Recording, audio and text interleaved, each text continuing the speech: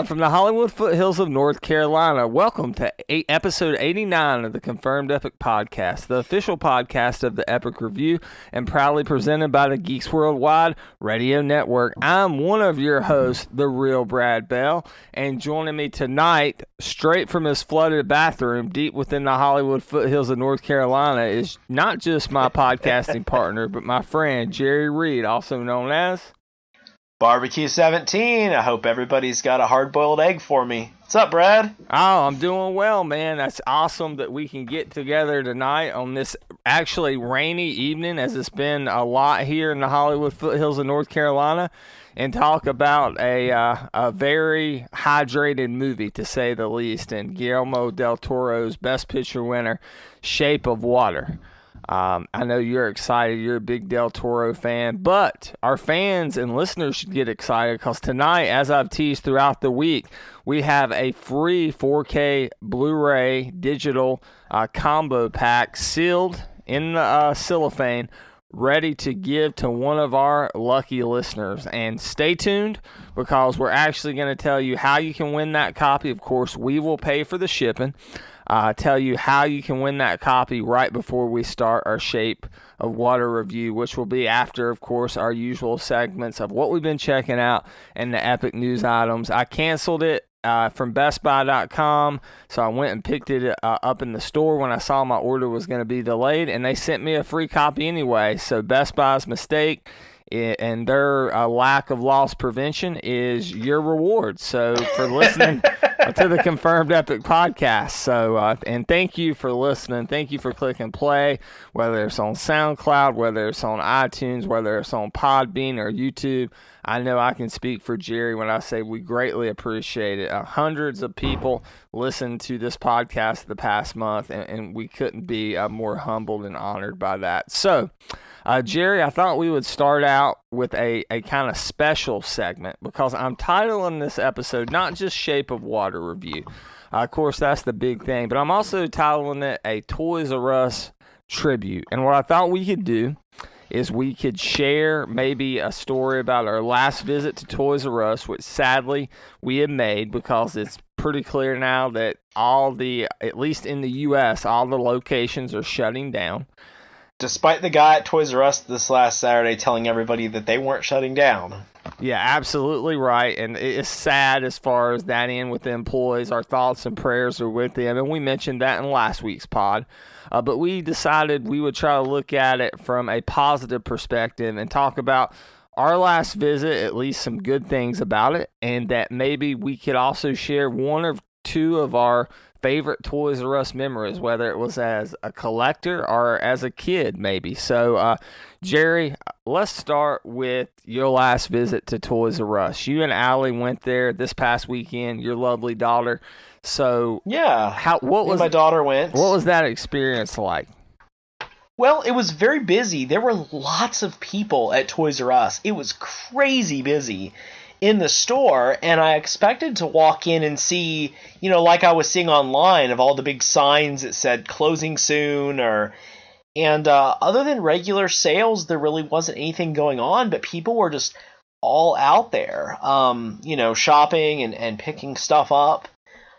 Didn't actually find anything that I was interested in, but I did buy my daughter some of the little, Hatchimal minis. So those are huge now, the Hatchimals. Yeah, she likes the little ones, so they're like little minifigures, they're like little minifigure Hatchimals, and they come in a little egg, and you rub the egg, and so the egg gets warm, and then you crack it. It's a hard-boiled egg, right? Like in a hard-boiled egg. It ties into the film. Yeah. But she actually got out like a little 12-pack of the Hatchimals because they were buy one, get one 40% off. And then she got the Hatchimals Hatchery, which helps you to crack the egg because she's pretty little. She's smaller than most other kids her age, and she has a hard time cracking the eggs herself. So this helps her crack the eggs. So that was my last visit. We may get out there again this weekend, especially considering that I think a lot of places have said that liquidation sales are going to start on Thursday. I've heard. I don't know. Don't hold me to that. I've heard that too, but like a great man once said, you can't make an omelet without breaking a few eggs. Right, Jerry? Right. Yeah, I think that's true. That I went in there today as well, and there was none like store closing, like massive sales or anything. All I saw was what they've had for a while: buy one Marvel Legend, get one 50 or 40% off. Did you get anything? I did buy something today, but I didn't get a Marvel Legend. So my wife and I, Abby, went in there. We went to the Babies R Us side first because, of course, we're expecting our baby girl Harper coming soon here to the Hollywood foothills in North Carolina. She's due April 25th. We was hoping we could find some baby stuff on sale. And unfortunately, we couldn't, but we browsed through their Babies R Us section at our local Toys R Us is pretty well curated, pretty well kept up, maybe even more so than the other side of the store. Huge. It's big. Yeah, it's huge. It's equally as big as the Toys R Us part, the Babies R Us part is. So we enjoyed, going through there. We took our time. We kind of knew this would be our last visit. They had the same Marvel Legends peg warming that they had for a while. I saw the Star-Lord helmet there, which I was tempted to pick up, but not getting into the props right now. But here's what I picked up, Jared. I actually sent out a picture of it this afternoon on my Twitter and Instagram feed at The Real Brad Bell. I picked up one of the Jeffrey the Giraffe stuffed animals to kind of... Okay, I saw that on your... I wonder when you picked that up. Okay, that's cool. Yeah, it's pretty nice, actually. It has a little Toys R Us emblem kind of stitched to the bottom of Jeffrey's foot. And, of course, I'm going to keep the tag on it and stuff like that. And I'll be able to tell my daughter, once upon a time, there was a gigantic store, kind of like Walmart, but they sold nothing but toys. And it's just kind of sad to think about, but it is kind of sad. I wanted to have a piece of Toys R Us to hold on to, so I'm definitely going to. I think Abby thought I was buying that for Harper, but I told her I was buying it for me. So that was kind of strange, I guess, but she's used to it by now. Yeah, no worries there. So I've been running around with a 18-inch Ninja Turtle this week, so... Oh my gosh, the NECA Raph is just the NECA incredible. Raphael in disguise, yeah. Yeah, I can't wait to see your review of that on actionfigurebarbecue.com. I'm working on it. I know you're going to put a lot of effort into that. All right, that was our last visit. That was kind of sad. Neither one of us had a major find. So, Jerry, off the top of your head, what is your best Toys R Us memory? Oh, man. So I have two of them that come to mind, and I'm sorry, I have three of them that come to mind, and they're very brief. Okay. One of them was, so as a kid, I don't remember the details, but there was some kind of video game convention or Nintendo conference or something that my dad got tickets for. And I think this would have been in Chicago in the early 90s, like very late 80s or early 90s. Do you remember U-Force? Most people don't. I do not. It was a Nintendo, I think it was a third-party accessory, but essentially the idea was it was like a screen. It opened up, and your hand movements would control the game. It was one of those really strange ways to play a game, but it worked really well for boxing games. And at this event, this conference, I won a U-Force tournament. I mean, again, I don't remember how many people were there, but I remember I won a U-Force tournament, or I came in second place, or something, and I won a Toys R Us gift certificate for like $25 or $50 or something. And I remember going there and just feeling like, remember all the commercials that would always have like a Nickelodeon, like win the Toys R Us gift, shopping spree? Oh, I mean, that's what I God. felt like. Yeah. With like a $25 or $50 Toys R Us gift card at the time. I felt like, this was the greatest thing ever. Another thing I remember, and this is a really strange memory, but I remember the Bucky O'Hare toys going on clearance when I was a kid. And I remember going into a Toys R Us and finding, having some money from my grandparents and having the money to pretty much buy all of the Bucky O'Hare figures and the one of the toad ships that actually croaked like a toad when you moved it around. So, now, Jerry, what is Bucky O'Hare for people who are unfamiliar with the product or property? Bucky O'Hare was a comic book and a cartoon series that was very briefly lived in the early 90s. It was a toy line that came out as well. And Bucky O'Hare is a green rabbit that lives in what's called the Aniverse. And he's the captain of a ship called the Righteous Indignation. So it's kind of a sci-fi story with animals. It was actually written by Larry Hama, who wrote G.I. Joe for years, and I think still continues. Actually, Bucky O'Hare is still around. Boss Fight Studios, who did a lot of sculpting for the G.I. Joe Collectors Club a few years past. I think they just celebrated their 5th anniversary last week or the week before. They've actually been redoing the Bucky O'Hare line, and so they've released 2 figures, and they have 2 or 3 more on the way, including a Bucky O'Hare that is cast in brown plastic with pink eyes so that he looks like a chocolate bunny. And what was your third memory before I get into my two? Oh, my third memory was I really did enjoy, even though the selections were often poor, I did enjoy the atmosphere and the fun of the Force Fridays the past couple years. And a friend of mine, the Bear, drove in from Nashville, Tennessee to go to Force Friday with me before The Last Jedi. I don't know that we bought anything at Toys R Us. I don't think they had any Last Jedi product other than a couple random things. They were still filled with the Force Awakens and Rogue One product. But we still had a really good time waiting in line, and him and I had went to like the Midnight Madness events for Revenge of the Sith and Attack of the Clones and stuff. So it's pretty cool getting a chance to do that with him again. Yeah, that's cool. And I did that for Revenge of the Sith, and that's one of my memories. But I want to talk about probably my most precious Toys R Us memory. And Toys R Us, when you were a kid, was a special thing. Especially like Jerry was talking about having a gift card for $50 or $100 in the 90s. $50 and $100 went a lot further in the 90s, especially when it came to toys, right?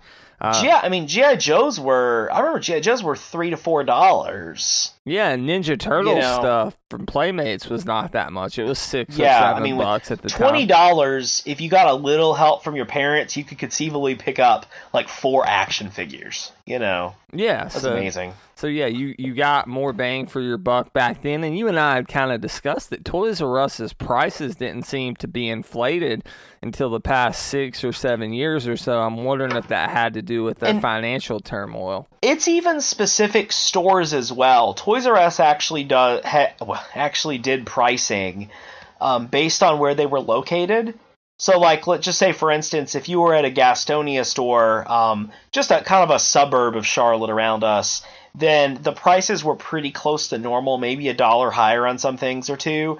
But if you're at like one of the Charlotte stores or Concord or something, like in a more upscale area, then the prices could actually go up more. A lot of collectors have called it the Toys R Us tax. Yeah, well, it kind of makes sense. Things like the YMCA are like that, so it's not the craziest idea. So it was a special thing when you went to Toys R Us. And we didn't get to go much. My parents really didn't take us, but one of the reasons I was a fat kid growing up is because once a week my grandparents would take us out to eat. And one of the places they would take us was on Garrison Boulevard in the Hollywood foothills of North Carolina in Gastonia. I don't know if you've been to this restaurant, Jerry. It's pretty good barbecue. It's Hillbilly's Barbecue. Oh my gosh. Have you been to Hillbilly's? Oh, I've been there a couple times. It's delicious. Really good sauce. So all you can eat ribs. They would take us there, not all the time, but they would take us there maybe once every other month. So this was right around, I must have been in 5th grade or so, right around when the Power of the Force line was really hitting. And okay, makes about that sense. Yeah, and you gotta understand, we keep up with this stuff now. Like if there was a massive new Star Wars toy drop, we would know about it because we keep up with it in the internet.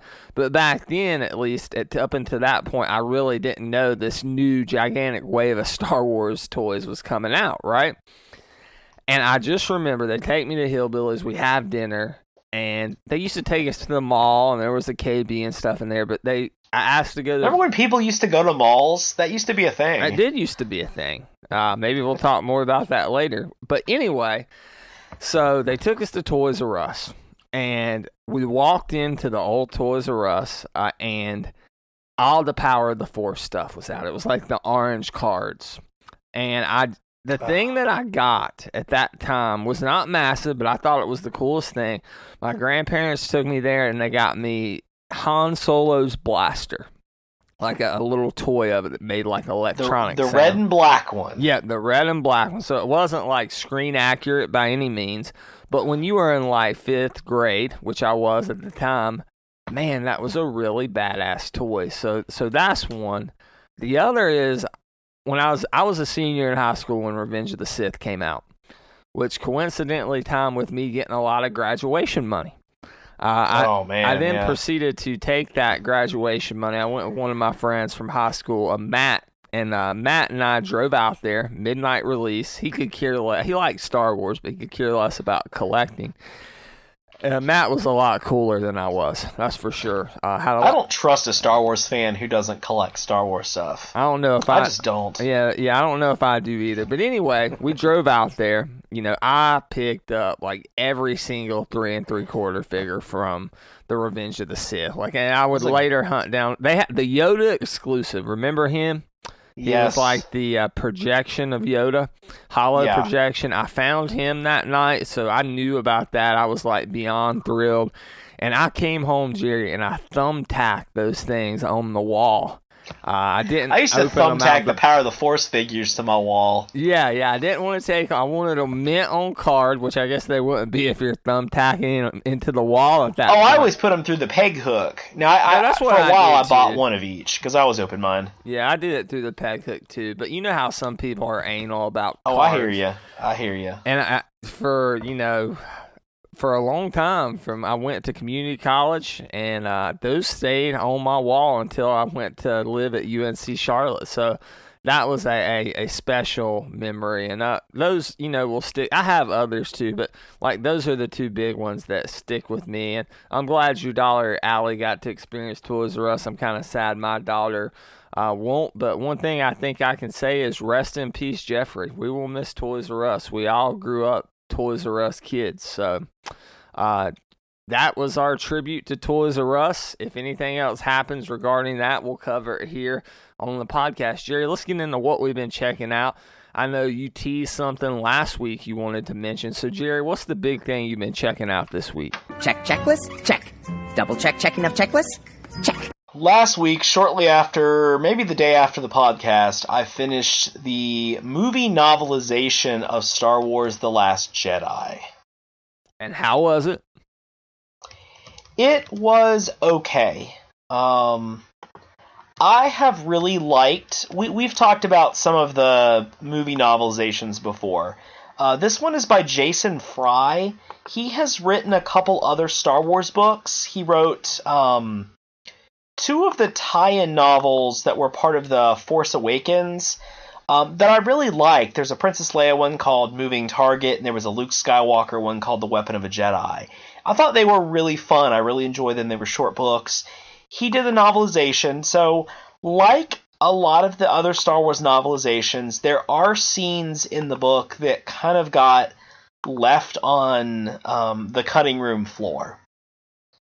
And they have inserted them back in. It was a graphic sex scene between Kylo Ren and Rey, right? Yeah, that is actually another one, I guess, that they left out. Okay, it's actually Admiral Akbar. No, I'm just kidding. It was a trap when he walked into that bedroom on hotel room. Is tying us into The Shape of Water, which spoiler alert. Unfortunately. No, so there's a couple scenes that I thought were really significant that are, and of course, at this point, I feel like if you haven't seen The Last Jedi, you just don't care. I guess I'm right on that. So, but some people have seen The Last Jedi and they don't care. Well, yeah, so. Anyways, so just about the book itself, I thought The Force Awakens was a really good novelization. It didn't add a whole lot. Everything it added was pretty minor. I thought Rogue One was an incredible novelization. Rogue One really got into Jyn Erso's head. it really expanded upon what was happening to the characters and in the galaxy and with her father. Rogue One was one of those novelizations that truly added something to the movie experience.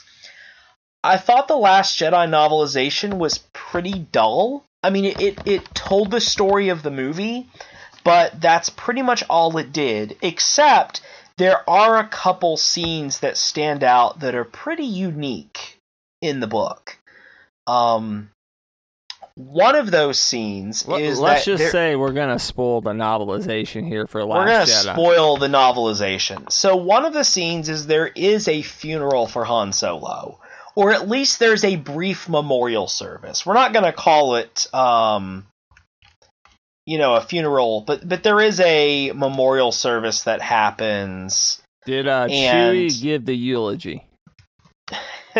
It's pretty much Leia talking to a group of the pilots. Can I ask you one more question? I don't mean to. Yeah, absolutely. I'm just interested. Did they do like were they burn him like a pyre? What do they call it, a funeral pyre or whatever? Where they burn him in tribute? Did they do that for Han? He's not even. I mean, there's basically. Gosh, I'm trying to remember at this point what it is that they leave behind. They leave something behind that belonged to him by a tree or something. His body's not even there. So okay. I'm assuming that his body fall in the chasm at Starkiller Base, right? Yeah, so that would have made his body fell in the chasm. So I mean, it was obliterated. So a couple of the things that are really different is we talked about this last week. It starts off with an opening prologue where Luke is kind of imagining what would have happened had he never went after R2-D2 in A New Hope. When R2-D2, went off looking for Obi-Wan Kenobi. He marries, Cammy, who was a girl from I think Anchorhead in the original Star Wars film, but it was cut out of the deleted. It was cut out. It's a deleted scene, but it's mentioned in the original novelization. But anyways, he imagines this life as a moisture farmer where he gets married and he sort of has his own life. He never has children, but something's always kind of, eating away at him. And then he wakes up and he's on Octo. It's the sand. It's coarse. It's rough. It gets everywhere. That's what was eating away at him, Jerry. Yeah. So there's definitely a little bit more where it talks about Leia being connected to the Force. We get a little bit more, about that, how she can, feel Luke's presence, but he's been cut off from her. There's a little bit more talk about the Force itself as well. There's kind of Luke sees two different versions of the Force. Yoda talks about the living Force in The Empire Strikes Back, but now Luke talks about this idea of like a cosmic Force, I guess. So there's actually the Force has this will. It's not just this energy, but the Force actually has a will. And it's moving things along. Again, I think mentioning something like that in the film may have made a little more sense as to why all these things are suddenly happening after a period where Luke has been cut off, and that would be kind of interesting. We find out Rey and Kylo Ren's connection is actually a plot by Snoke. It's actually a Snoke plot. He is the one who has orchestrated this. Well, didn't Snoke say that in the throne room to him, that he was the one that put them together, that linked them together? I think he does say that. Now, again, I only saw the movie at one point, but he's very much using it as a way. He's very much using it as a way to manipulate both of them. Yeah, and that's what he says kind of interesting. In the throne room. I saw it twice, and at first time was just a visceral I thought that experience. Was a little different. We don't get any real information about about the First Order, other than mentioning things that have happened in other books. We do get confirmation that Snoke is none of the characters that people have thought he could be. He's not I think Gallus Rex from the Aftermath books. He's not that character. Snoke does seem to be somebody completely different. So that's a little bit. We may never. That's a little bit confirmed. So here's the biggest thing. Here's what I think the biggest, most interesting thing is, scene-wise, that happens in this book. You ready? Yeah, I'm ready. There's a scene where Rey is talking to Luke. And on Octo, she's wanting to be trained. He's starting to reluctantly agree that he may train her.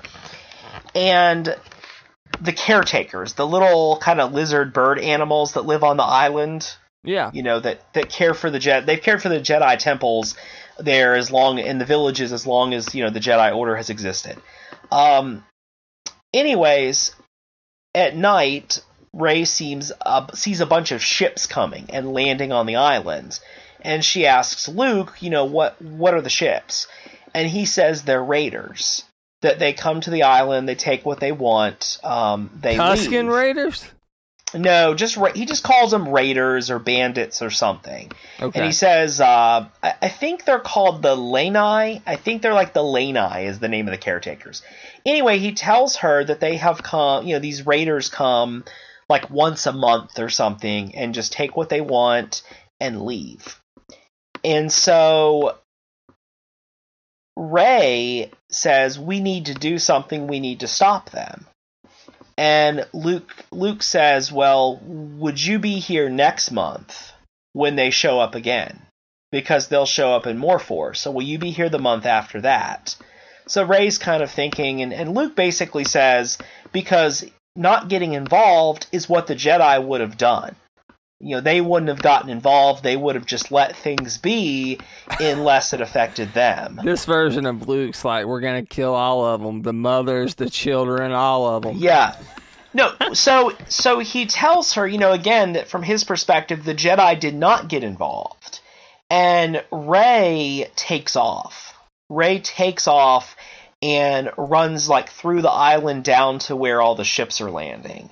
She shows up, she pulls out her lightsaber, she kicks a door open, and there's more Lanai. It turns out that, the females are the ones who are on the island and do all the caretaking and keep the island. The males tend to go out and like fish and trade and do stuff like that. They come back once a month and they have a big party.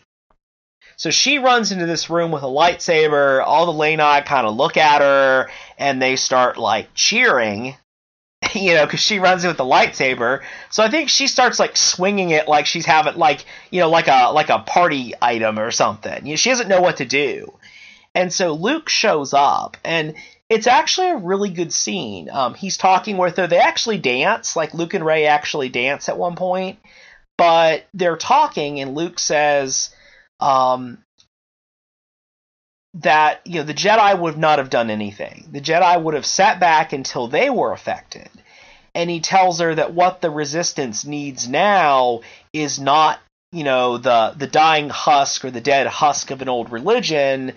They need what you just did. They need people to spring into action.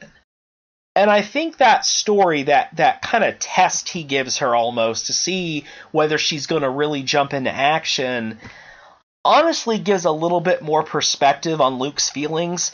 I think in a couple weeks we're probably going to talk about The Last Jedi. Yeah, we because are. It's coming out on Blu-ray. Yeah, we're going to. And I wasn't on the original podcast for that. And so I'm interested to talk about this movie in a bit more depth because I still have very mixed feelings on it.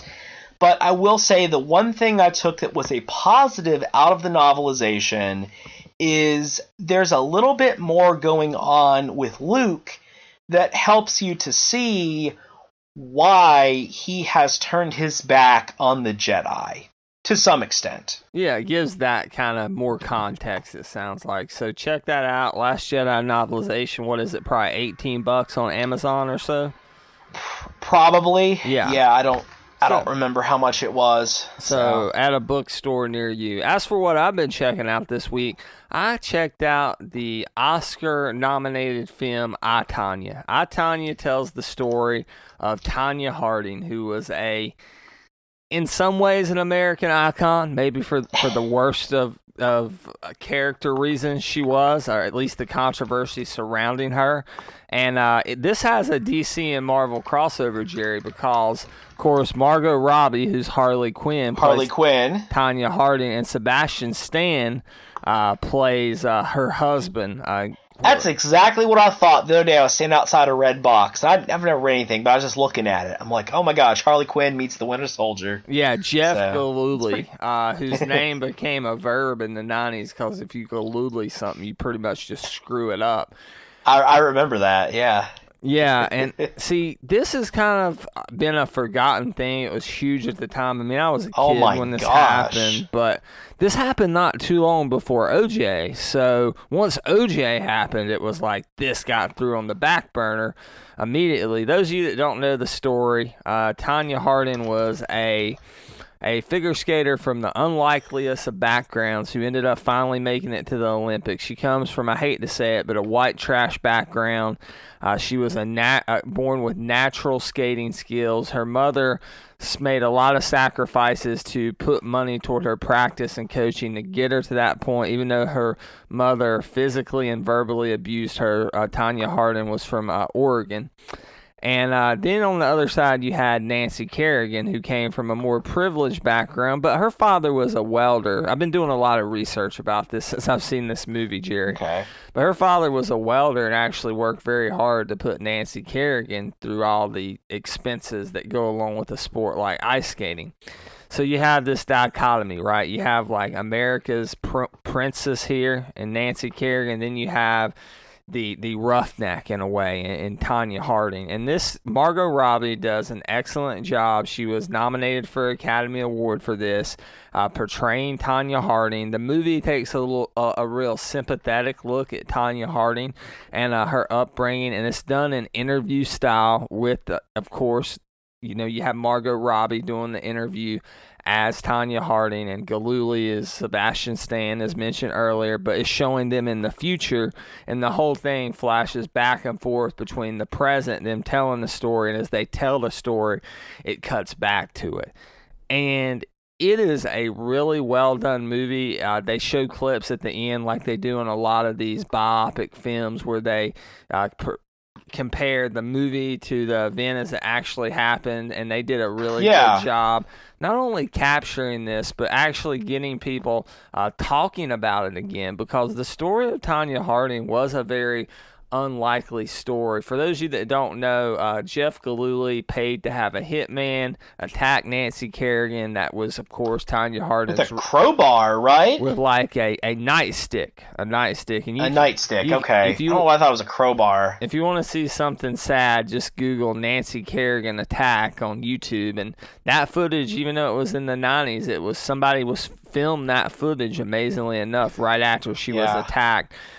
So it follows the implosion kind of Tonya Harding and the search into finding out and connecting the dots that she was involved, Jeff Galooly was involved. Now, she denies okaying the attack to this very day, but it's still up in the air about how much she knew. Of course, Jeff Galooly ended up going to jail, as did one of his friends who hired the hitman. And it's just this incredible story. And that was around the time that CNN was starting back then. It was first time you had 24-hour news. And that story in the 90s really kind of captivated the nation. I don't think America ever cared more about ice skating. And it was just a good look back at that point in the 90s history, Jerry. Yeah. When I think about that period, the three big news stories that, again, I would have been like third and fourth grade that I remember from that time period. It was like a hit. You had Lorena Bobbitt, the lady who cut off her husband's penis and then like threw it out a car window. You had then Tonya Harding in early '94. Yeah. And then you had the O.J. Simpson incident. And I mean, it's amazing how dark these stories were, but how many like Saturday Night Live and in living color, and how much like all these late night shows did so much humor based on these. And that's portrayed in this film very well. Yeah. It's just amazing to me because in comparison to the turmoil that we face and we see reflected in our news every night today, this almost looks like an escape. Even though at the time it was seen as this just god-awful, terrible thing. But, Jerry, we got some epic news to talk about. I know we do. We had some other things we were checking out. But let's go ahead and continue the podcast, episode 89 of the Confirmed Epic Podcast, and talk about some epic news items of the week. Now, no bigger epic news, Jerry, than all the Daniel Bryan being cleared to wrestle again, which was big news in the wrestling just world. happened this evening, right, or afternoon. I'll just say about talking about that. No. Okay, yes. All right, on to the news that dominated the geek landscape, at least, and that is Infinity War. There was a lot of news dropped about it, but the big thing is we got the final Infinity War trailer, which we are going to play for you right now.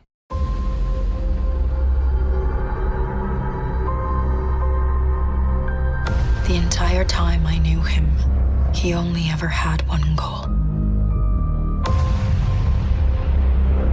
To wipe out half the universe.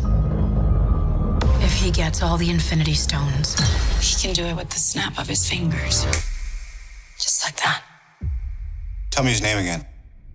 Thanos.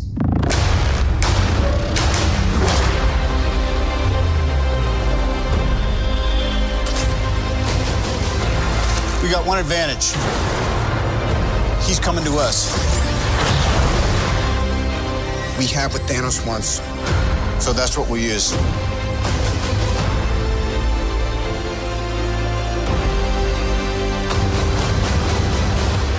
Let's talk about this plan of yours. I think it's good, except it sucks. So let me do the plan, and that way it might be really good. Wow.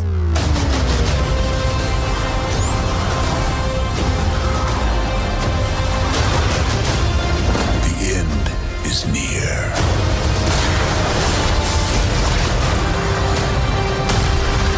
When I'm done, half of humanity will still exist.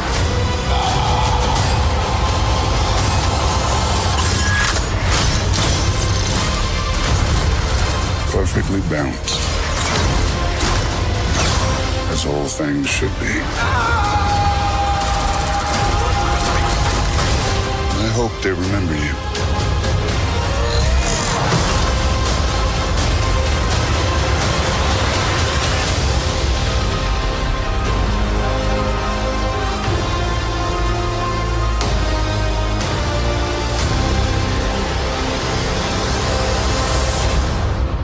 I'm Peter, by the way. Doctor Strange. Oh, you're using your made-up names. Then I am Spider-Man.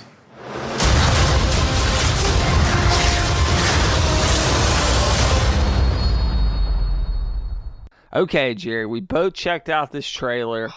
I mean, what were your initial thoughts on this thing? I mean, it was confirmed epic, at least for a trailer. A trailer hasn't got me this hyped up probably since the Dark Knight Rises stuff. This is a pretty impressive trailer. You know, one of the things I was thinking about is Marvel's pretty out there with what their movies are going to be about, aren't they? Like they don't try to play games or Iron Man 3. Well, okay, Iron Man 3 I think being the lone exception. Yeah. But all the other Marvel movies, I mean, they just come out and be like, "Hey, this is what you're getting ready to watch." And you know, I can dig that and respect that. Everybody these days is about like, you know, secrets and mystery, and Marvel's like, "Hey, this is the movie you're getting." And I just feel like you're not usually disappointed. And this looks incredible. My gosh, man. I mean, you know the Guardians of the Galaxy is like my favorite thing in the Marvel Cinematic Universe. I mean, those are my favorite. Those are my two favorite films. And, I mean, seeing those characters interact with everybody else is pretty impressive. Pretty amazing. The thing that I took away from this, and I was talking to my wife Abby about it, is I don't know. Maybe you can help me out here. Maybe you can correct me if I'm wrong. I don't know that I've ever seen a action movie, let alone even a superhero movie, that teased and looked like it was going to be this grandiose and big in scope and scale. Have we ever seen anything quite this grandiose in action movies, Jerry, off the top of your head? I don't think so. But, I mean, again, that's kind of the magic of what Marvel has done is, you know, people are talking about, what, did Chris Hemsworth say there's like 76 characters in this film? Like 76 named. But you know what? All those characters have been built up. It's not just like, wait, who's that? Who's that? So I got the feeling of watching this trailer. This is the feeling you get when you're reading a really good crossover book and you've invested and you know who the characters are. Like we talked about Final Crisis, you know. Yeah. Now again, I mean, say what you want about Final Crisis, but Final Crisis is a pretty grand scale story, and if you know who those characters are, you're kind of getting this, oh my gosh, you're seeing like all these little clips of different characters who you know doing things. And to somebody who's never seen the movie before, the payoff, if you've never seen any of these, then you may be very lost. But this is absolute payoff for fans who've invested in these movies, and it's very clear pretty much everybody has invested in these films. Yeah, by the box office numbers, and of course this broke all pre-sale tickets. The tickets went on sale right after the trailer hit, and it broke the pre-sale record for tickets, which was held by another MCU movie, Black Panther. Black Panther. Oh my gosh, these battle scenes on this field, is that in Wakanda? Yeah, Wakanda. Yeah, these Wakanda battle scenes look so cool. I'm excited. So, oh my gosh. What really, it makes me feel like, and Marvel has teased me with this, Jared. There's been many times that I thought that they were going to deliver like a very serious, like darker movie, and Winter Soldier was that, and Civil War was that, definitely. But like a movie, I'm going to say it here, Jerry. Go ahead and take a shot if you're playing the Confirmed Epic Podcast drinking game, I guess. Real stakes, in which it looks like our heroes are in a lot of danger, and all of them we know from Kevin Feige are not going to survive this, and it just looks free. We throw the word around epic so many times because we do this podcast, just in general conversation. But this legit looks epic in scale, epic in scope. To see not only these characters interact, but the threats that they're going to have to face. Jerry, I've also want to tell our listeners, I don't know if you knew this, that the two characters that have the most screen time in this film, do you know who Kevin Feige said they were? Thanos and Thor, correct? That is correct. And Kevin Feige has confirmed that this is just as much You are correct, my master. It's just as much of a Thanos film as it is an Avengers film. So you're going to be seeing a lot of this through his lens, through his perspective. And to me, that's a very fascinating thing because sometimes it's hard to do a villain-centric story. But in the comics, when they've done that with Thanos and Marvel, it's worked extremely well. They showed the Black Order in this. I mean, that is in the comic, it's like Thanos' minions, kind of like Darkseid has Granny Goodness and Steppenwolf and stuff. The Black Order is that to Thanos in the Marvel Comics universe. What is his equivalent of like parademons? Does he have like his army builder guys? You know, I don't think he does, and I think that's a good thing because we've kind of seen that played out with the Chitauri and with the Ultron bots. Mm-hmm. So I think that will be refreshing not to have this. I mean, this isn't the minions. These Black Order guys, they're big, like, Billy badasses, man. Like, I mean, that's the best way to describe them. It's like, I'm going to see if I can name them. The Ebony Maw, Clovis Grave or Glaive, the Black Dwarf, Proxima Midnight, and Proxima Midnight's the only one I'm familiar with at this point. Yeah, and I'm missing them there. And these were introduced by Jonathan Hickman, and I was reading it when all these characters were introduced. So to see them on the screen almost look exactly like they did in the comic book was like complete geekasm territory for me. I mean, there's a scene, and I think it may have been even in the first and second trailer, where Proxima Midnight like throws her trident, and Captain America just catches it in midair. So it's pretty slick. I mean, it looks awesome. Everything about this has been awesome. The toy line has been great from Marvel Legends so far, and we still got a lot more to go. Jerry, we know characters are going to die in this film. Now, we don't know spoilers. I don't read spoilers. But if you had to pick 2 or 3 characters that were going to die in this movie, who would they be and why? While you think about that, I'm going to give you a couple of mine, okay? Okay, go for it, because I got to think about it. I really think Vision's gone because he has one of the Infinity Gems. That was going to be one of my first picks. In his head. Yeah, that's an obvious one. I think Loki's gone. I think he'll be killed early on because he hands Thanos the Tesseract, or the, what do they call it? The Cosmic Cube in the comic books. Cube. Tesseract in the MCU. And at the spoiler for Thor Ragnarok, Loki takes that at the end. So we know he's in possession of the Tesseract. And in the film it shows, or in that second trailer, it shows Thanos crushing the Cosmic Cube. Which shows you his power. Think about how much power that brought in the first Avengers movie. Avengers, yeah. Yeah, so I think Loki's gone. I think Vision's gone. And I think it will be Iron Man or Cap. Now, they're teasing it big time here with Iron Man and Cap, because there's a scene in the trailer where he's beating the snot out of Iron Man, and that's in the first trailer too, and he says, "You want them to remember you, don't you?" And then at that final shot, Jerry, where Cap is holding back Thanos' gauntlet, oh my God. I mean, just the fact that Captain America can do that just shows you how special of a hero he is in the Marvel Universe. And so I really think they're going to kill Cap or Iron Man. My guess is Captain America. So I'm going to say Cap, Vision, Loki get killed throughout the course of this film. I'm going with definitely Vision. Loki makes sense when you say it like that. I think it's gonna be Iron Man. Is that not? What's gonna be the reaction, Jerry, when that happens? My gosh, man! I mean, I'm gonna, I'm probably gonna cry. I mean, think of how many years we've spent with these characters, and not just these characters, but these actors portraying these characters. I mean, they. I know you joke that I'm not a biggest Marvel reader, but I'm a Marvel fan. Yeah. And these movie characters are how I picture these characers.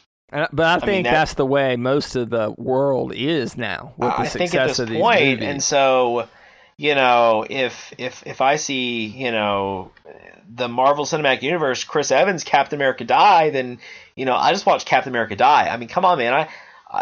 You sat near me in Dark Knight Rises. I was crying at the end of Dark Knight Rises, and Batman doesn't even really die. So, yeah, I don't cry in many movies, but when superheroes die, I get teary-eyed.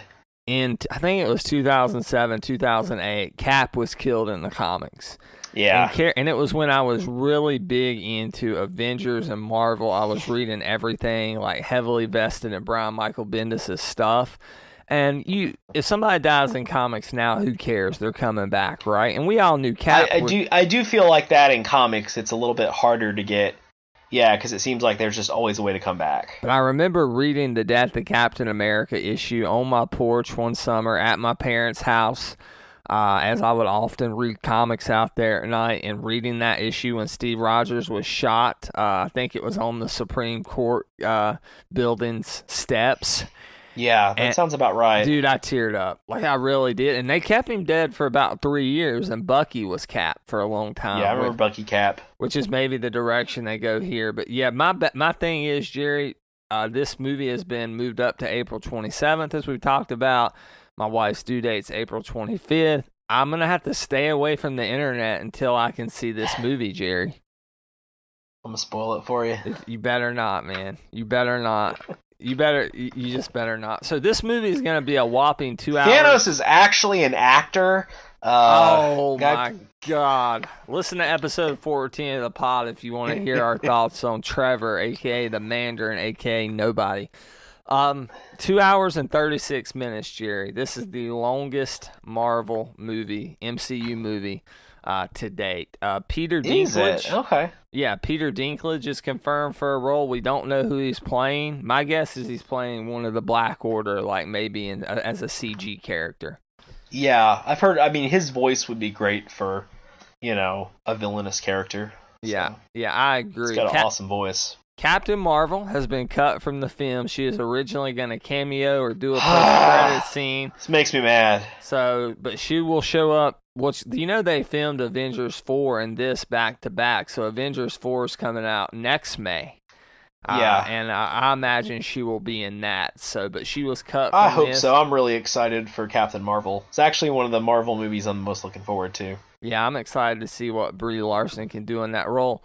But I think it's a good decision if Kevin Feige's making it because, there's already, you said, 70-something characters in this movie. And that runtime makes sense with this number of characters. Also, AMC announced they're doing... Everybody gets about 2 minutes. That makes sense. That's about right, yeah. Maybe a little bit more time dedicated to the Mantis and Drax love scene to open the film. AMC's... I hope they don't kill any of the Guardians. They better not. They won't because, they got to finish that trilogy. And yeah. Now, I did hear a rumor Batista wants to go back to wrestling, so that would be... I have heard that, too. That would be my only thinking, that maybe Drax dies. And the thing is, Thanos killed Drax's wife in the comics, and I'm pretty sure that's the way it was set up in the MCU as well. I think so. And so that would make sense to him to go balls to the wall and try to kill Thanos and get killed. If one of the Guardians gets killed, it will be Drax, I would say. Wouldn't you think? That makes the most sense. And again, we haven't read any spoilers. We're not about that on this podcast. If we do, we always roll a film real forward. So don't worry. This is just us speculating and having fun with this tonight. AMC's hosting a 31-hour MCU marathon, Jerry. Could you do this? No. Have you ever done anything like you marathon Lord of the Rings and the Star Wars movies at home, but have you ever done anything like this in a theater, and could you do it? I could probably do 3 movies if they were pretty quick and breezy films to some extent. In a theater, I could probably watch the original trilogy. I could probably do the prequels. I could probably do, something like that. I just don't think I could sit through it or enjoy it or keep my concentration that long. Gosh, me either. I would be asleep. I would be sleeping through half the movies. Well, in Iron Man 3 and Thor: The Dark World, you could go eat and sleep. Yeah. I couldn't do this either. More power to you if you are going to do this. The only way I would do something like this, if Nolan came back and did a 4th Batman movie with Christian Bale on board, which will never happen, and they were showing all 3 before that one, I might could do it. But I could do that. Again, I think those movies, they're longer, but I could do that. Again, I have done, like I said, I did it at a dorm one time. I did all the 6 original, the prequels and the original trilogy. Yeah, so more power to you. Check that out at AMC. Jerry, let's get in some DC film news here. Warner Brothers and DC have confirmed that Ava DuVernay, who directed Selma and recently the flop of a film, A Wrinkle in Time, has been chosen to direct a New Gods film. And the word is it's going to be outside of the DCEU, which everything might be at this point. I think that's a smart move. Yeah, I do too, but... to be outside of the DCEU, because... the New Gods are... that's such a... I love it. Now, again, the Jack Kirby DC stuff is some of my favorite. I love the Fourth World Omnibus, which is kind of Jack Kirby's, story of the New Gods. And just such a crazy fun storyline. I have not watched A Wrinkle in Time yet. I read the book. It's been quite a few years though. It's supposed to be terrible. I've heard people go back and forth. I mean, I haven't heard great things about it. I've heard there's like a lot of good there, but it's just hard to follow, or it doesn't really connect. It's kind of too ethereal almost, or too trippy, which are some of the qualities that I would equate to Jack Kirby's work on the Fourth World Omnibus. But I don't know. I mean, I'm interested. I like the idea. Ava DuVernay has come out and before this news ever and said that Big Barda is like her favorite, superhero. So, I mean, it would be really cool for me to. I told you the other day, one of the things that has made, basically made my year is that my daughter said that for her birthday cake, which this is like, months away, she wants the Metal Men on her birthday cake. Yeah, no, that was awesome. You told me the that. Metal That's Men crazy. showed up in an episode of DC Superhero Girls, and she loves the Metal Men, and I love the Metal Men. And so I was so excited that she is taken to that.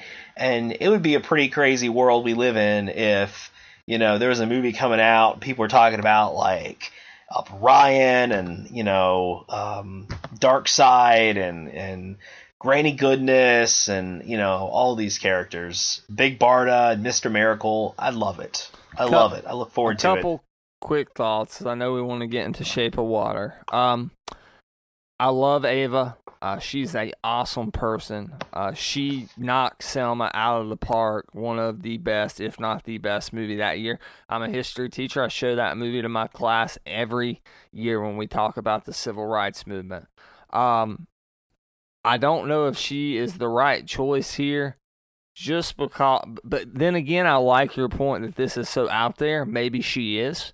So I could be completely wrong, but the fact that when she went from a more intimate movie like Selma, like a Oscar type film, an award worthy type film, but a smaller film, and had success, but then when she went to the Hollywood blockbuster, kind of made that transition, it failed. I just don't know why she would be the pick to direct a movie in a cinema. I know this isn't going to be in the DCEU, but direct a movie within a property that is struggling right now on the big screen with the DC stuff. So I'm just kind of wary about that. Now, Jerry, we're going to get into the review here, but real quick, there's a rumor Kaybee Toys is returning holiday 2018. Somebody has bought the licensing rights. We could talk a ton about this, but just real quick, Jerry, what do you think about Kaybee returning, and does your gut tell you it does happen? I think it's optimistic to think it'll happen. I don't know. It seems kind of quick. Yeah. That's not very insightful. No, here's my thing is they can't launch the stores until their online component is just as good as the stores are, and the stores have to be awesome. So now from what I'm hearing though is that this is not the intention here is not to necessarily relaunch Kaybee it could be ongoing, but the idea is that I think I heard like there's $500 million to $1 billion of product that retailers are going to be setting on because they don't have Toys R Us to put it on shelves. This is going to be initially focused very much on just, hey, here's where you come do your Christmas shopping.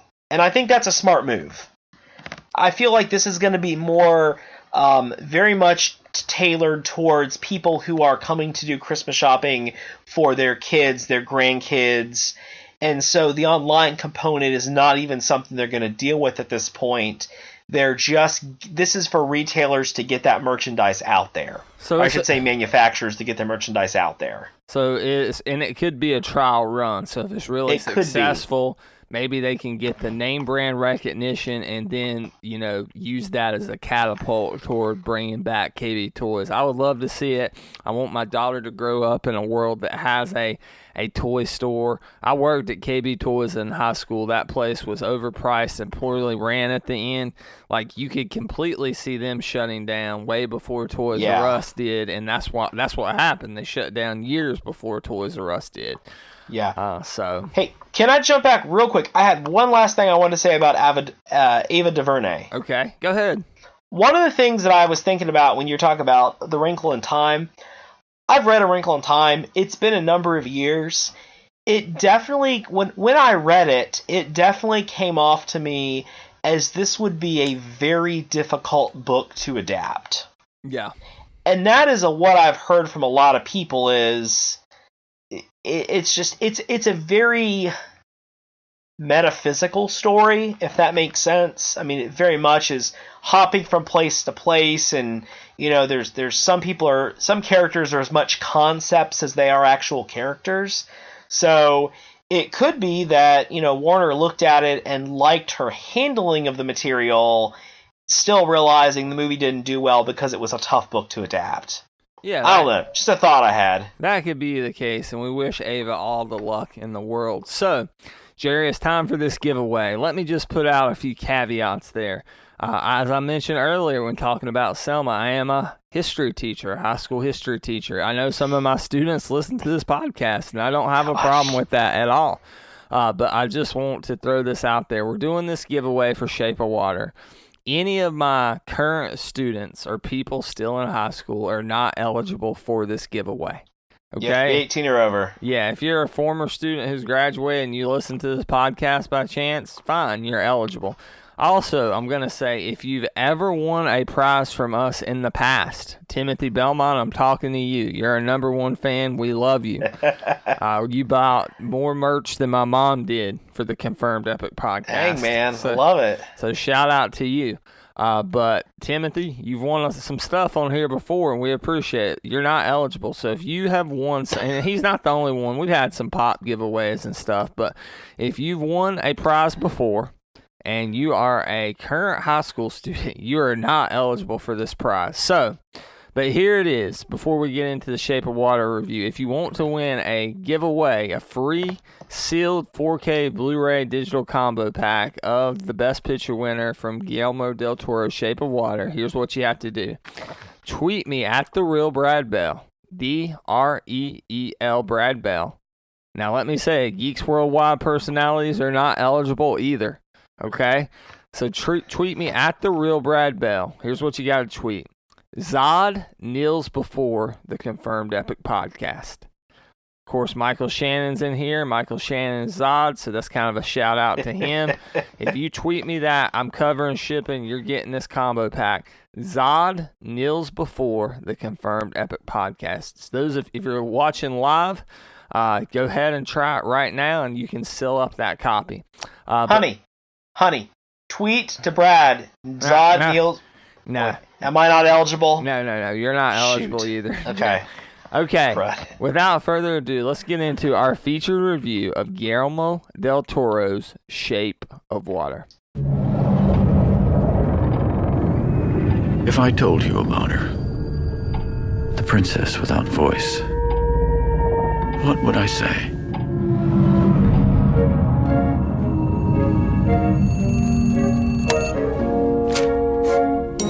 Eliza, come on.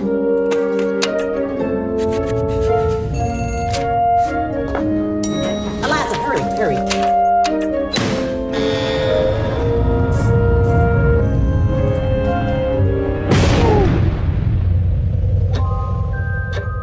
She deaf? Mute, sir. She can hear you. You clean that lab, you get out. This may very well be the most sensitive asset ever to be housed in this facility. You may think that thing looks human. Stands on two legs, right? But we're created in the Lord's image. You don't think that's what the Lord looks like, do you? This creature is intelligent, capable of language, of understanding emotions.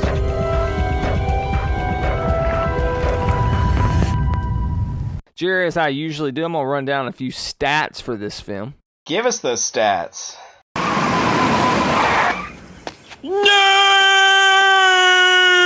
This film was directed, written, and produced by Guillermo del Toro. Stars Sally Hawkins, Michael Shannon, and Richard Jenkins, amongst many others. Scored by Alexandre Desplat. Maybe I'm butchering that name. It won Oscars for Best Picture, Best Director, Best Score, Best Production Design. It's distributed by Fox Searchlight. It was released December 1st, 2017. Rated R. Has a running time of 123 minutes. On a budget of $19.5 million, it made $152.3 million, and it currently sits at 92% on Rotten Tomatoes. So, Jerry, before we get into the review, I just want to get your thoughts on Del Toro as a director. And going into this, what was your favorite Del Toro movie? I'm a big fan of Guillermo del Toro. I didn't realize, I mean, again, when the original, when Mimic came out, I think he directed Mimic, right? I'm correct on that? I think so, yes. Yeah, Mimic. Blade 2.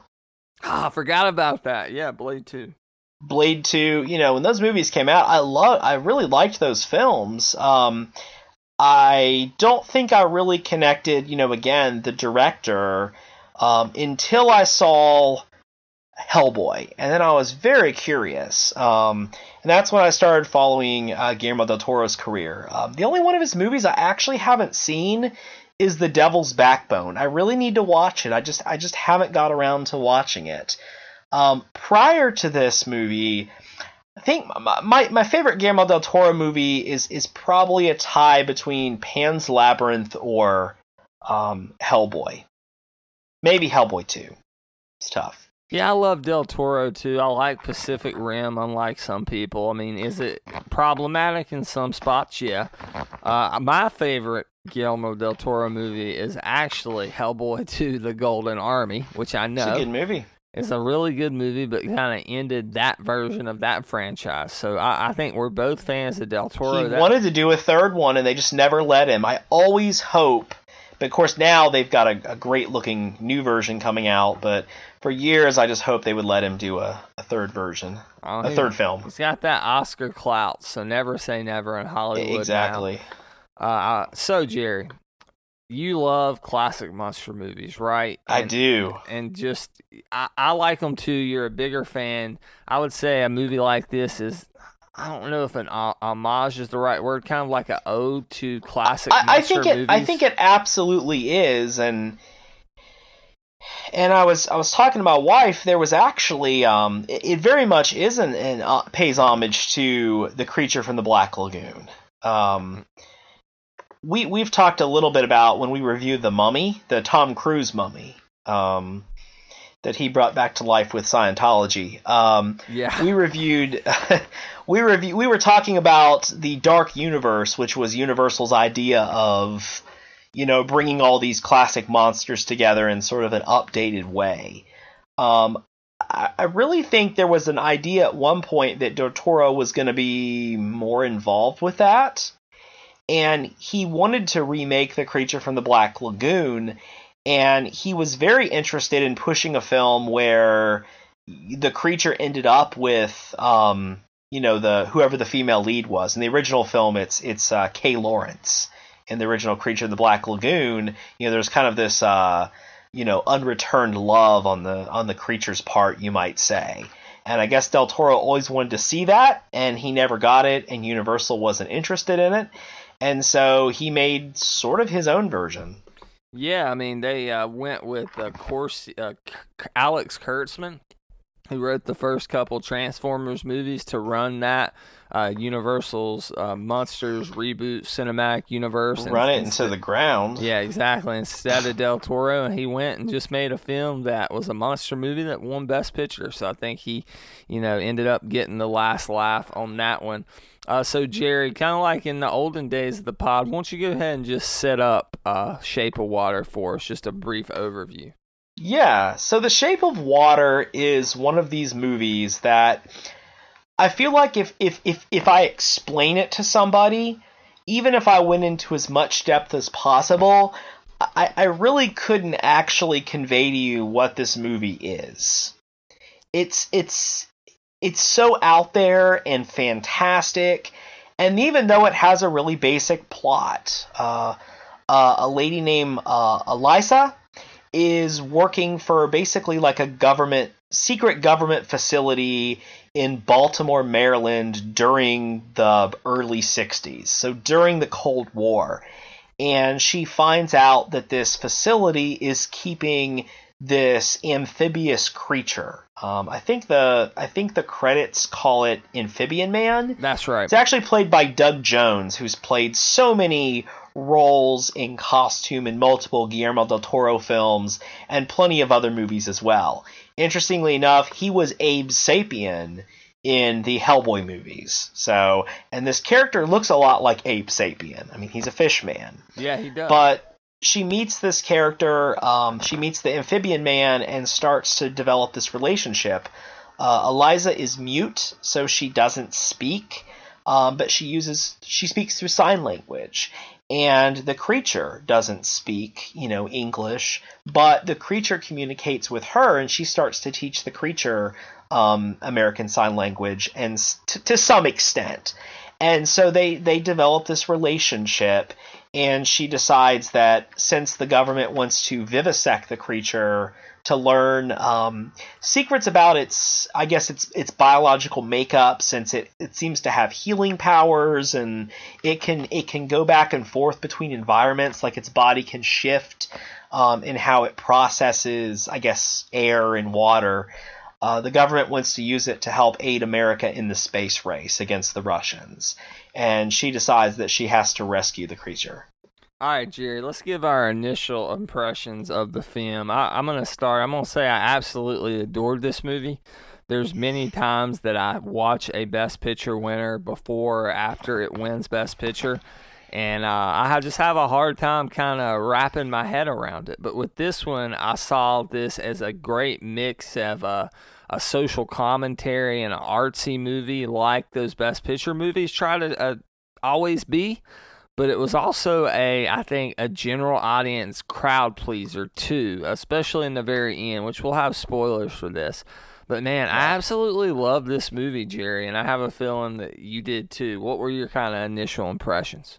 I really liked it. Again, going back to that, what I said, there are movies that you just try to explain to somebody, and you can't. It's like when you're trying to explain something funny that happened to someone else. I mean, it's hard to really convey that sometimes through a conversation. This is a very otherworldly movie. The Del Toro film I would most compare it to is it really reminded me a lot of Pan's Labyrinth.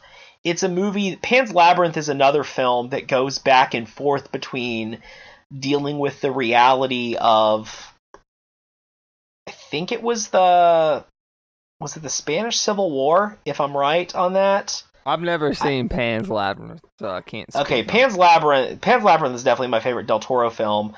But it goes back and forth between the realities of like this war and this occupation, and how it's affecting this child, to going back to this like fantasy world that is maybe real, or maybe that this child is creating in their mind. And this movie reminded me a lot of that. I mean, it clearly it sets itself up from the beginning as this is a fairy tale. It takes place in a time that, I can't say I'm familiar with because I didn't live in the 60s, but a time that is tangible because of, history books and things we've seen, but it's very clearly fantastical as well. Again, it takes place as much in our world as it does in a fairy world. Yeah, and I will say this, like the cinematography by Dan Lawson, who was doing most of the shooting here, really worked in the film's favor in that way, and the set design was immaculate. Like, I'm pretty sure a lot of this was shot on a backlot at Fox, but man, it was intricate. It was incredible. It felt like you were It was like the 1960s, but it was fantastical. It almost felt 1950-ish in a way. That's why I was kind of like confused on my time periods, because I knew it was the 60s because there was a lot of references, but there were some parts that felt more like the 50s, and I think they were going for kind of that mismatch, that fantastical setting. One of the things I thought about as I started watching this movie is, I think it really takes its time in revealing to you when and where it takes place. At the beginning of the film, I thought maybe it took place in France, like in Paris or something, because the music has this very like kind of French feel to it at times. Eliza, the main character, lives above a movie theater? Yeah. That sort of has like a French name. And so I think even at the beginning of this film, you're very much you're really trying to figure out like where this takes place and when this takes place. So it gives it to you little by little. Yeah, and it was kind of confusing to me. Like at the beginning, it looked like they were showing footage from World War II, and I'm like, this doesn't feel like the 40s. I don't know. I guess that was just old footage they were showing in the TVs in one of the shops at the beginning. So that was a little off-putting for me. But the cinema... Maybe they were watching old war movies or something. Because I noticed that the Eliza's neighbor... played by Richard Jenkins. Giles or Giles? Giles? I think it's Giles. Giles. He was always watching older movies or older things on television. Yeah. And not only was the cinematography good in capturing the set design, but the water scenes. Okay, water scenes are not easy to shoot. They're notoriously expensive. The fact that they shot this for $19.5 million and it was shot as well as it was is a technical achievement in and of itself, and probably a big reason that it won Best Production Design at the Oscars. Makes you wonder what everyone else is doing with their money sometimes. When you see a massive, budget film and some of the CG scenes just, where some of the cinematography looks terrible. And you're like, what are y'all doing with all that money? Yeah, not spending it wisely. So Stop buying cocaine and film a good movie. Yeah. What were your thoughts on just the cast overall? Obviously, there's the big one is Sally Hawkins, and of course Michael Shannon, who's this intimidating government employee who's kind of overseeing this facility on behalf of the U.S. government. I think he's working for a 4-star general. I love Shannon, man. He is intense. That's the best way I can describe him. You mentioned Giles, Richard Jenkins. He was a very good side character in this movie, supporting character who every character in this movie, like the main ones, have a good backstory. They really humanize all of them. Like they show us their families and kind of how they perceive things and whatnot. Go ahead, Jerry. I felt like it did, like, and I don't mean this as a knock against the movie, but it was very interesting how there were characters who seemed to be very stereotypical characters at times, and then they would have things about them that just kind of went in a completely different direction. Like you have the Russian spy, character, and then suddenly he becomes this very sympathetic character.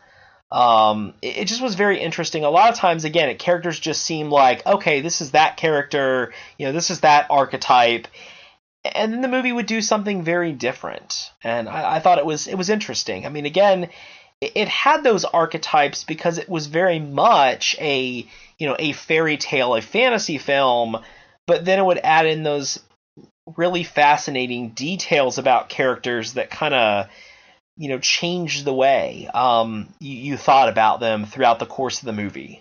Yeah, it subverted character tropes, that's for sure. And what I found fascinating about this movie is, even though it's 1962, and this may be a sad state on the affairs in this country right now, as far as from a societal perspective, but this film felt like a societal reflection of 2017 when it came out, or now 2018. Giles, played by Richard Jenkins, is a gay character. It shows his struggles with being a gay man in the 1960s and how that's not socially acceptable. Of course, you have African Americans who are mistreated at the same diner that Giles has his problems at for being a homosexual, being gay. And it really it had a lot of non-traditional people, almost kind of like, I wouldn't say they wouldn't be outcast of society now, but at that time they really kind of had to live in the closet. I mean, Sally Hawkins' character is a mute, so there's that. She's kind of looked at as someone who has a disability or who is a social outcast, and I thought that was interesting that all the different kind of areas it touched on of societal injustice in a monster movie. Yeah, anytime anybody went to speak with her, to talk to her, or talk at her, you might even say. I mean, she spoke with sign language, but everybody just assumed that she couldn't understand them. Or everybody assumed that, she just didn't have the the mental ability or comprehension to understand them either, just because her disability was that she was mute. And so, I mean, it was very much characters who everybody kind of overlooks everything about them because of the stereotype. And I shout out to Octavia Spencer, who played the fellow maid. She was fantastic in this film. She was delightful. So, and you had the stuff with her and her husband at the end of the film that really made her an even deeper character. And Jerry, you mentioned the music. I thought this score was really well done. It was phenomenal. That's why it won Best Score at the Academy Awards. Yeah, it was really good. So it really fit this movie so well, and I was very worried that this movie was going to be just dark the whole way through, that it was going to be just depressing and this I don't know. I mean, I had this fear that it was going to be a very depressing film, and I think the score really helped to constantly keep the movie a little. I mean, it certainly enhanced moments of tension or fear or things that happened, but it really helped to tie this movie in as being very fantastical and overall optimistic as well.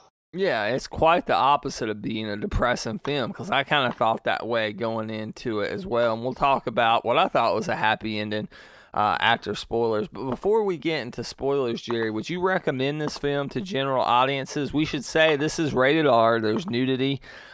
There's some adult themes, as we've already talked about. Some disturbing violence. I mean, there's some torture of this amphibian man that goes on, and again, that was disturbing as well. Which I think is a credit to how much the movie humanized the character without it ever speaking any words. I mean, you and I, and like many people listening, we're film geeks, okay? Yeah. And so if you're not a film geek, would you recommend checking out this film?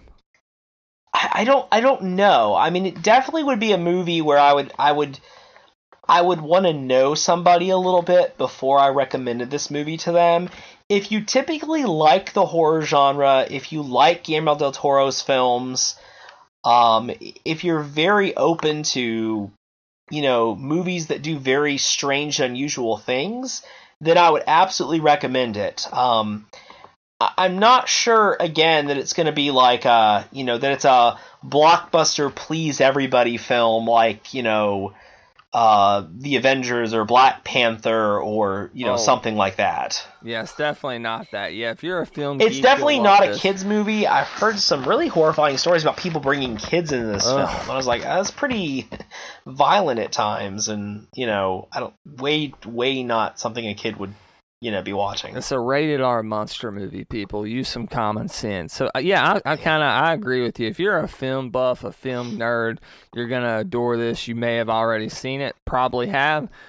If not, yeah, I think if you know somebody likes Del Toro, they like monster movies, I would recommend it. So, before we get If you hear the concept of this movie and you think, well, that sounds intriguing, I'd like to watch that, then go for it. If you hear the concept of the movie and are like, that sounds ridiculous, then you're probably not going to appreciate it as much, I would think. Yeah, I'd agree with that. So we're going to get to spoilers, but before we do, I just want to say, to win this 4K Blu-ray combo pack, you can tweet me at The Real Brad Bell, but I know not everybody has Twitter, so I'm going to throw this out there as well. If you want to email me the phrase to win the combo pack that we will cover the shipping for, the 4K Blu-ray digital combo pack, you can email to thepicreview, thepicreview@gmail.com, Zod Nils before the Confirmed Epic Podcast. So, without further ado, let's go ahead and roll the reel forward for spoilers for Shape of Water starting now.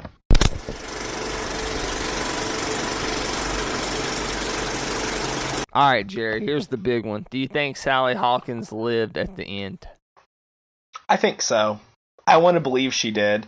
They clearly showed that the amphibian man, I hate calling him creature, but I mean he's based on the creature of the Black Lagoon, that the amphibian man had healing powers.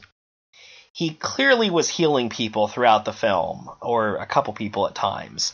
So I think it's absolutely within the context of the film that he healed Sally. I mean, he transformed her, though. Like, he gave her gills. Eliza. Sally's the actress's name. Yeah, Sally He healed Hawkins. Eliza. Yeah, he gave her gills, so it wasn't just that he healed her, he transformed her, which was... Right. I know this is a fantastical movie, but that was more fantastical than, like, anything we had seen up until that point, right? So, I don't know if it was... my gut says they lived. At the end, Michael Shannon hunts them down. He shoots Amphibian Man. He heals. He shoots Sally Hawkins before he ends up getting killed. I think Giles kills him, right? Yeah. Well, no, Giles hits him, then Amphibian Man kills him. Yeah. And at that point, he goes into the water. Sally Hawkins is in there. He transforms her into an amphibious creature like him. And I think she's always had scars on her neck. That's one of the things they talk about the character Eliza, is that she's an orphan. Which, again, so many fairy tales, fantasy stories, whatever, is a character who comes from, mysterious origins or, parts unknown or something. And, she was orphaned as a child. She was found in a river. I think she had, like, these scars on her neck. So, interestingly, there's already this connection to the amphibian man there. Yeah. Which, one thing fascinating I want to bring up, the amphibian man in the movie is found in South America, is where they say that the creature came from. I want to see the prequel. where Michael Shannon goes down to hunt this down, and then there's like a buddy cop movie ensuing in which they have to transport this. I want to see the comedic version of that. This is completely sad in spots. I mean, that's essentially the backstory is the plot of the creature from the Black Lagoon, that a group goes down to the Amazon. So it's I think it's very funny and interesting that Del Toro essentially made like you could say a sequel to the creature from the Black Lagoon, or his own remake or reboot. When Universal declined to do that. Yeah, so. Phenomenal. And I just want to say, we didn't talk a ton about it yet, but the creature design, the mix of practical effects, like the puppeteering mixed with the CG work in the eyes and when he's moving underwater, like at the end of the film, it was seamless. It was phenomenal, just like everything else in this movie. Doug Jones is so insanely talented. He's worked as I think he was like a contortionist and stuff. Yeah. But he has been on so many. You just have to go and look at his filmography of movies that he's been in. We already mentioned that he was zombie in Hocus Pocus. He was Billy in Hocus Pocus. Yeah.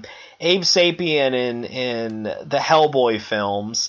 He's the fawn and the creature that has the eyeballs on his hands in Pan's Labyrinth. The dude probably makes like 5 or 6 movies a year where he just plays like really crazy, creatures because he just has the build for it and the talent for it. I just to act in that way. He's probably done mime work as well, I'm sure. Yeah, I just want to say that it's going to be hard, I think, for Jerry to answer this. Did this film deserve Best Picture? Because he hasn't seen a lot of these movies yet that were nominated. This is probably the only Best Picture nominee that I've seen. There's like 2 that I haven't seen, and I'll say out of the ones I've seen, and Abby and I has been kind of going through these on demand, these Oscar films from this past year. And it's been an incredible year for the Oscar films, all the films that were nominated, and a lot of the roles that were nominated. Dude, this film deserved Best Picture. Like, this kind of... I've never been, like, more behind the Best Picture winner probably since the Hurt Locker one in 2008. And I was blown away. It's a period piece. It's a love story. It's a monster movie. It's like all these things rolled into one, yet it's the best movie of the year. It's a Best Picture caliber and winner movie, Jerry. I mean, Del Toro has pulled off something epic here.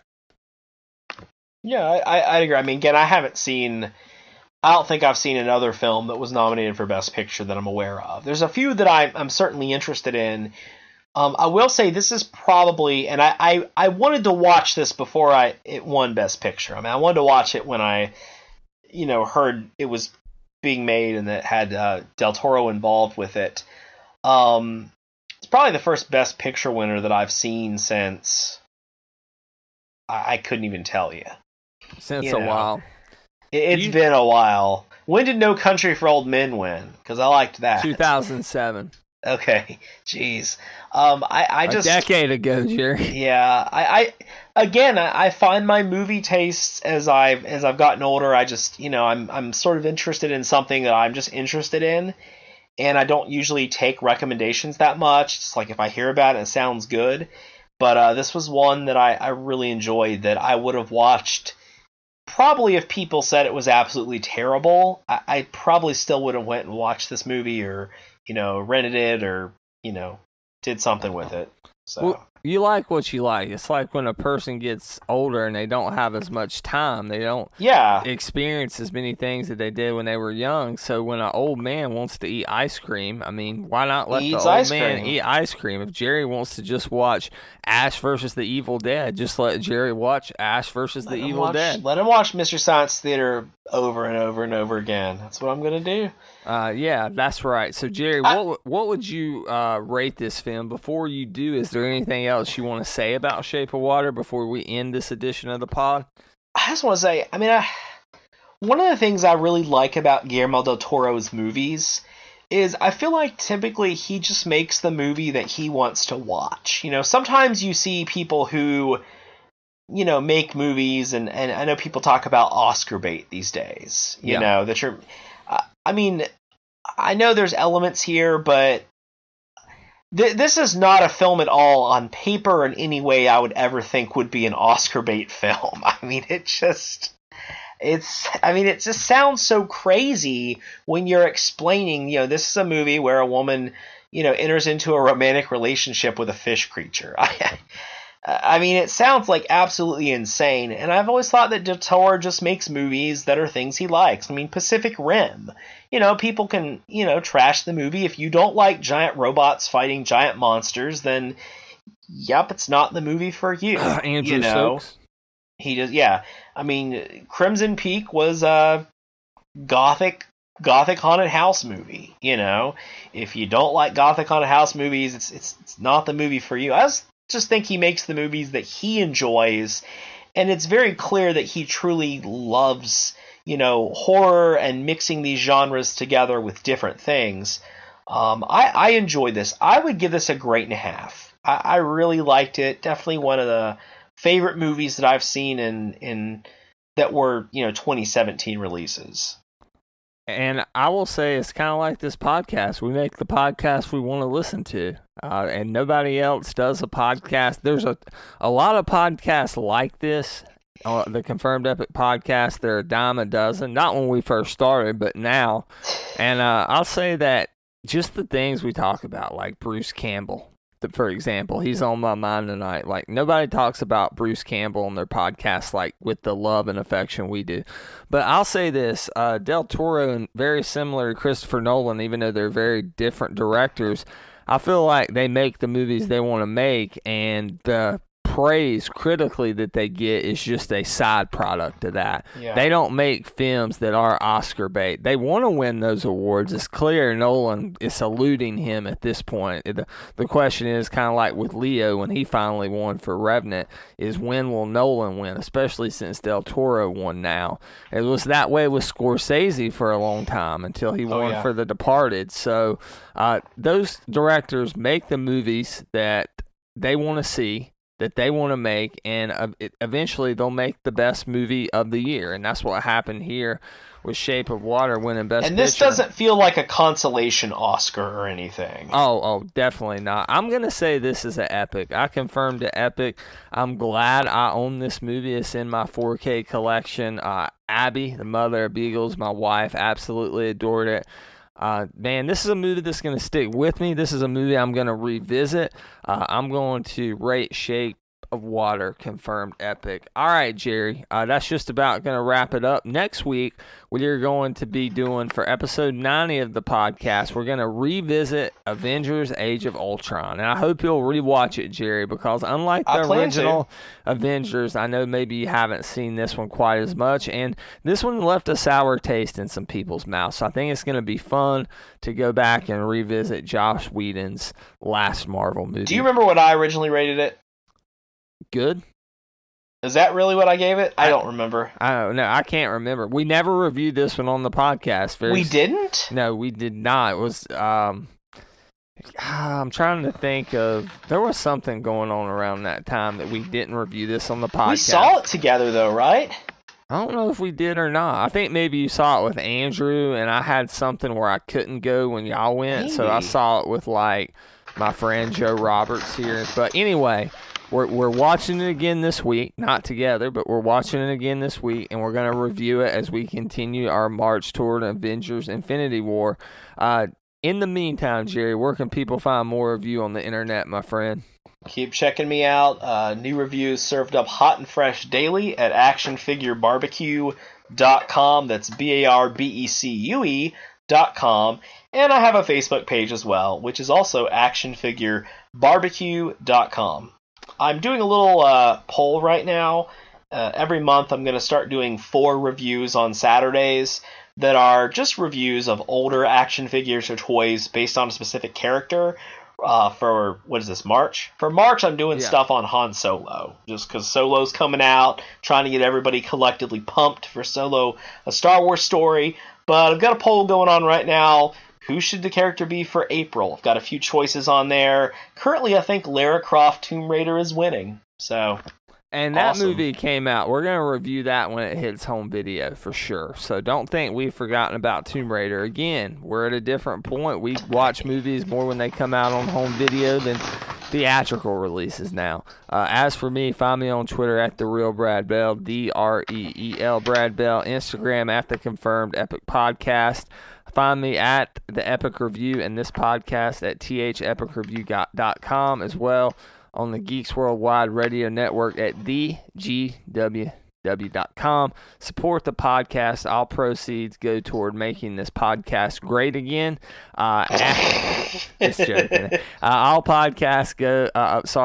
proceeds go toward the Confirmed Epic Podcast to help pay for things like hosting and things of that nature. If you buy one of our shirts, one of our hoodies, one of our coffee mugs, go to tpublic.com/user/TheRealBradBell. And we got new Geeks Worldwide shirts there that are pretty awesome. So check those out. And we are going to close this podcast right here tonight by really just saying, I know it maybe doesn't mean much, but I really want to congratulate Del Toro on winning this Oscar. Because, Jerry, that was somebody that if you would have asked me 10 years ago, is he going to win an Oscar? Jerry, I wouldn't have believed it. Would you? 10 years ago, I thought Pan's Labyrinth was the best movie I'd seen of that year. Okay. Wait, that was 2007? Yeah, so more Pan's than... Labyrinth was the movie that I thought, oh my gosh, that was the one I thought he should have been nominated for. I like this one too, don't get me wrong. But if you would have told me he wins a Best Picture before Christopher Nolan, who I desperately want to win a Best Picture... Oh, I hear you.